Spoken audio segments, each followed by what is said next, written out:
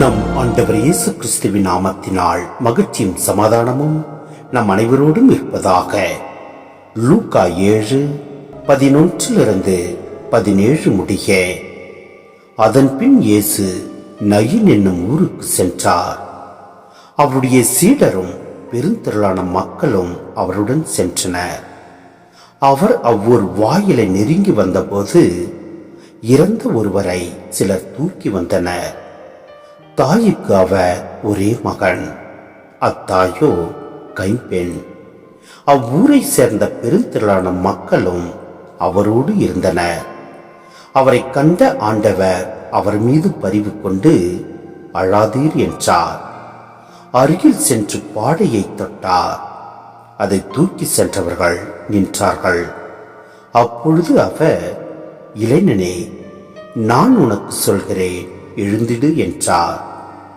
இறந்தவர் எழுந்து உட்கார்ந்து பேசத் தொடங்கினார். இயேசு அவரை அவர் தாயிடம் ஒப்படைத்தார்.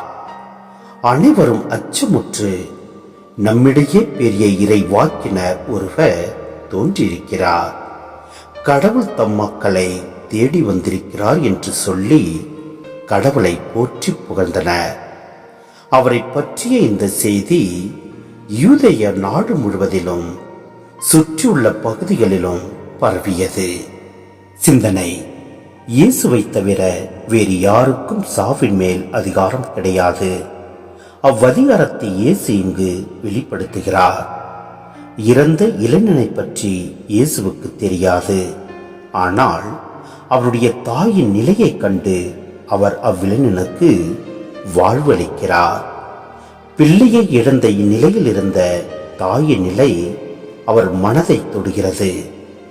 சீடர்கள் தங்கள் சொந்த அனுபவம் வழி இயேசுவை அறிய வேண்டும் என்று விரும்பிய யோவான் அவர்களை இயேசுவிடம் அனுப்புகிறார்.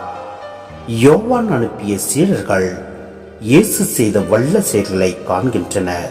எனினும் வல்ல செயல்களால் மட்டும் அவர்கள் மெசியாவை கண்டு கொள்ளவில்லை.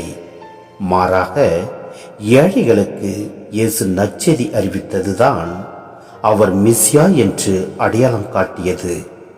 இன்றும் நற்செய்தி பணி ஒதுக்கப்பட்டோருக்கு நம்பிக்கையும் புது வாழ்வும் அளிப்பதிலேதான் சிறப்பாக வெளிப்பட வேண்டும். எனவே நம் ஆண்டவரின் வார்த்தையை நாம் தியானித்து அதன்படி நடப்போம். அது மட்டுமல்ல, மற்றவருக்கும் நாம் எடுத்துரைப்போம். எல்லாம் வல்ல இறைவன் நம்மை நிறைவாய் ஆசீர்வதிப்பார். ஆமென்.